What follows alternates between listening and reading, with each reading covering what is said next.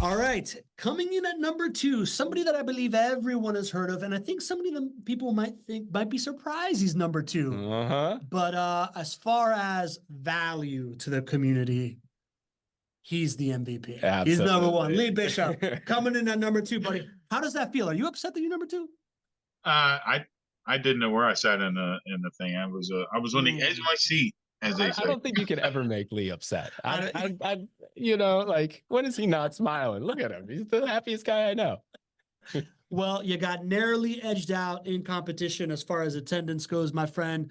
But you, sir, are the MVP. You have spent more time on the phone, away from these calls, with anybody. You have been here since day one. You are one of the pillars of the foundation that this community has been built on, man. And nobody's ever going to be able to take that from you. My biggest question to you is, from a selfish standpoint, because I need to understand this. You spend a lot of time talking to people, right? Like, you are so willing to give out your cell phone in the chat. You hop on the phone, you know, in your business where you're finding funding for folks as well.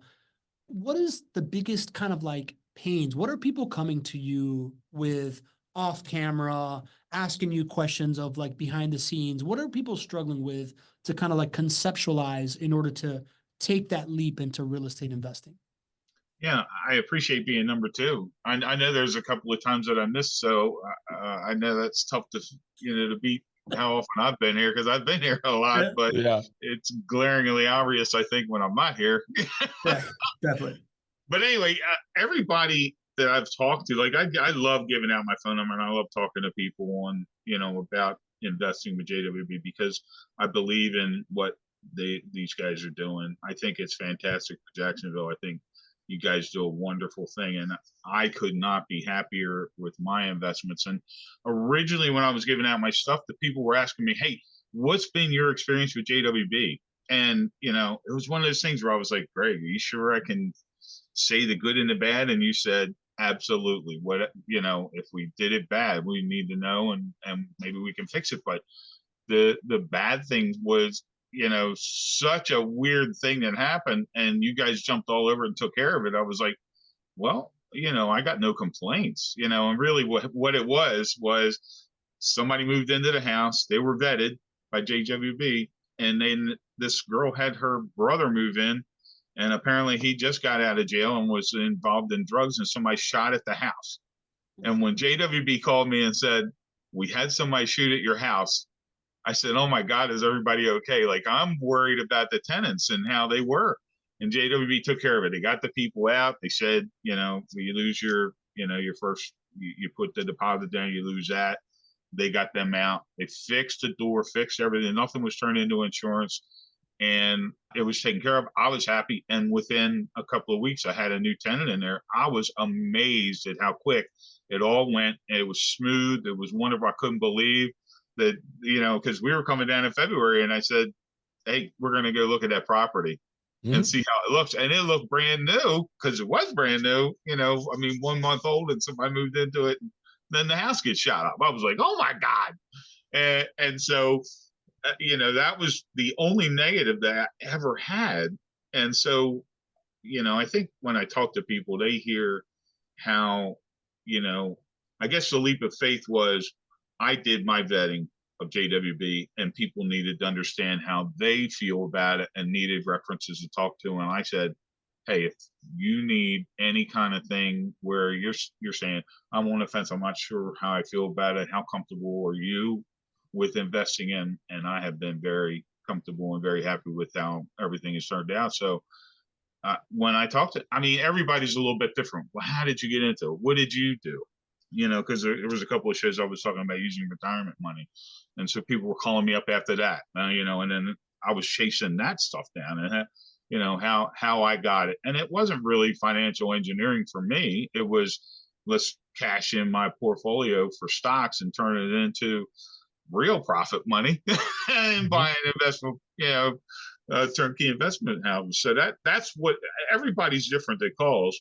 And after they talk to me, they say, "Do you mind if I call you again?" So it's not only, they don't call just the first time and say, "Is this guy pulling my leg? Is this guy full of SH?" And the more they hear it, the more they say, I'm not changing my song, I'm not changing my tune.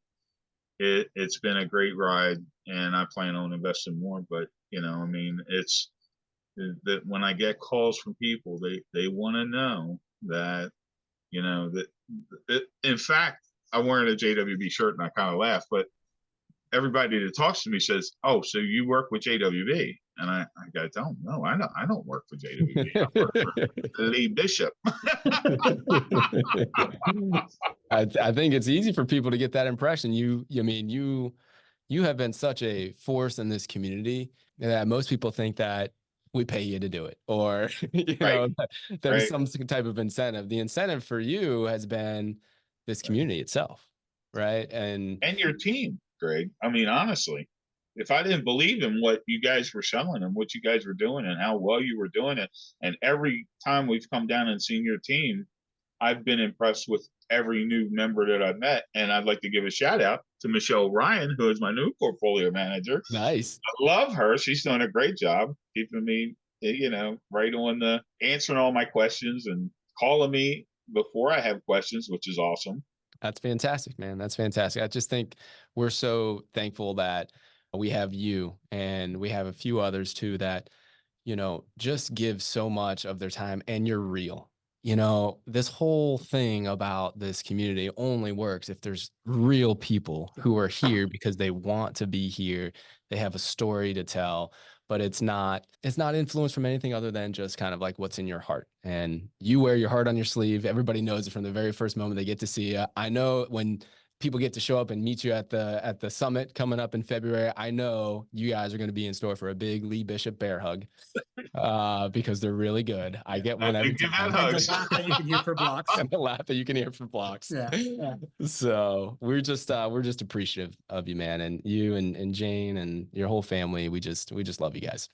Yeah, I love the IRLs, and Jen did one we did one in Pittsburgh, and had a blast there, and met some wonderful people. And if we can get more of that going on, we'd love to see people. And we're going to be moving to Texas this next year, so there'll be probably something in Galveston. I'm sure there'll be a beach home down there for me somewhere. Everybody will be saying, "Hey, where's Lee staying now?" The good times follow Lee. Good Then they will times follow Lee. Texas. Good times follow Lee. I would like to dangle one more time the IRL meetup that we're having, the Not Your Average Investor Summit that we're having February 16th and 17th.